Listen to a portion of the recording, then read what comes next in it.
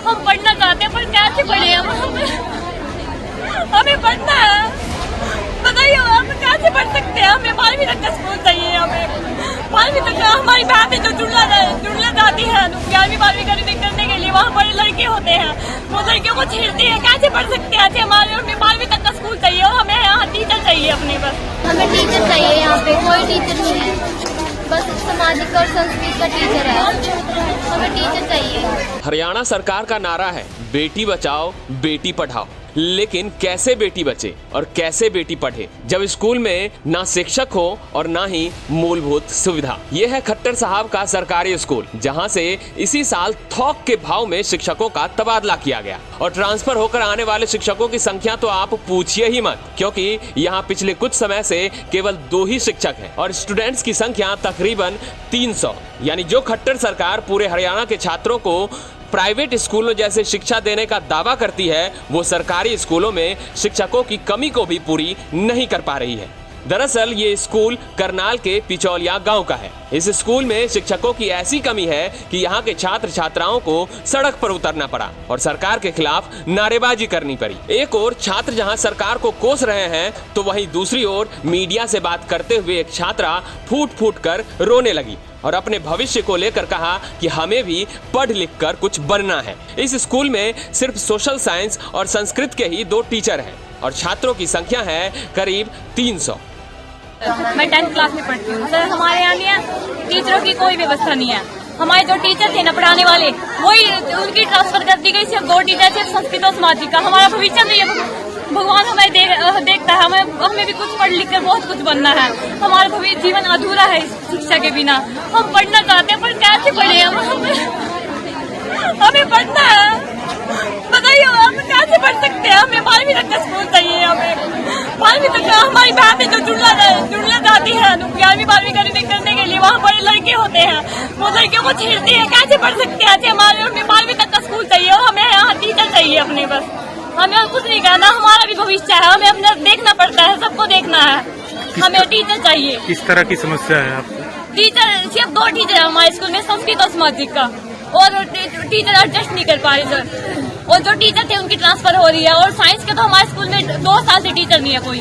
हमें टीचर चाहिए। यहाँ पे कोई टीचर नहीं है, बस सामाजिक और संस्कृत का टीचर है, हमें टीचर चाहिए। क्या समस्या आपकी? हमें बस टीचर चाहिए। यहाँ पे हम कैसे पढ़ेंगे बिना टीचर के? शिक्षकों के अभाव में स्कूलों का बंटाधार हो चुका है। प्रदर्शन कर रहे स्टूडेंट्स के परिजनों ने इस स्कूल को 12वीं कक्षा तक अपग्रेड करने की मांग की है। साथ ही परिजन अपनी बच्चियों की सुरक्षा को लेकर भी खौफजदा है। टीचर चाहिए जी, अपने स्कूल तक का स्कूल चाहिए। हमारे बच्चे छोटे छोटे, हम तो हमेशा पढ़ाई इतना नहीं है, इतना हमारे को डर रहा है। रेप हुआ 5-5 साल की तक, हमें डर रहा है। हमारे बच्चे कभी बाहर कभी भीतर अंदर कोई नहीं पढ़न देता है। बिजली पर पढ़ाई नहीं होती, फिर ये बच्चे क्या करेंगे? तो हम नहीं हमने देश वहाँ चाहिए जो सी 10वीं में 10वीं में निकट कवर जा रही ढूंढला जा रही।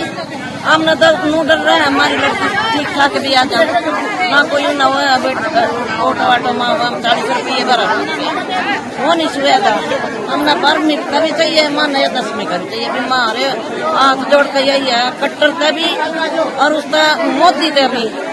और जो कोई वो संदूकड़ी लेकर आवागे नहीं, गांव में एक वोट नहीं जाने पाता, दूसरा का जाना। इसलिए प्रदर्शन किया गया। ये गांव पिचौलिया यहाँ से बच्ची पढ़ने जाती है, हम झुंडड़े पढ़ने जाती है। इतना हमारी बेटियां हमारे घर नहीं आती है, इतने हमें डर रहता है। क्यों क्या है, कोई साधन नहीं है, ना कोई जीटी रोड है भैया, कोई बस नहीं लगा रखी है सरकार ने भाई कि हमारी बेटियां आराम से जाए आराम से आए। एक बस आती है, उसी में हमारी बेटियां बहुत परेशान होती है। हमने हमारे हाथ जोड़ के सरकार से यही विनती है कि हमारी बेटियां नए स्कूल में यही पढ़े। कई लड़कियां ऐसी है कि किसी का बाप नहीं है, किसी का पिता नहीं है, किसी का माता नहीं है, तो 40 रुपए किराए के वहाँ बेटियां कहाँ से ले आएंगी? वो सरकार कहती है कि बेटियां पढ़ाओ बेटियां बचाओ, क्या करेंगी? क्या पढ़ाएंगे, क्या बचाएंगे, क्या करेंगे? तो अब ये स्कूल कौन सी क्लास तक है? ये 10वीं तक है। तो 12वीं तक कराने की मांग? 12वीं तक। ये 10वीं अभी बंद करना चाहते हैं, कहते हैं अभी 5वीं तक रहेगा।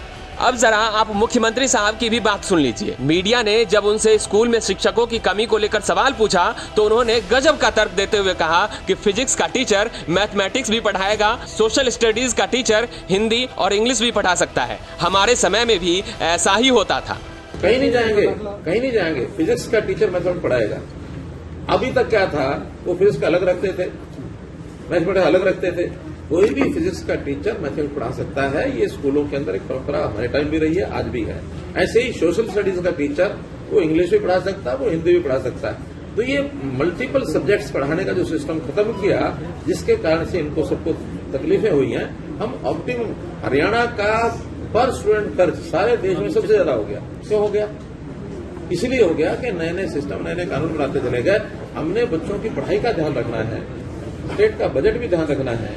मुख्यमंत्री साहब, ऐसा कौन सा आपका बजट है जिसमें शिक्षा को प्राथमिकता देने के बजाय किसी अन्य चीजों को प्राथमिकता दी जाती है? बेटी बचाओ बेटी पढ़ाओ का नारा देने वाली सरकार के खाते में क्या इतनी रकम नहीं है कि प्रदेश के स्टूडेंट्स को उचित शिक्षा मिल सके? करनाल से कमलदीप के साथ ब्यूरो रिपोर्ट, हरियाणा तक।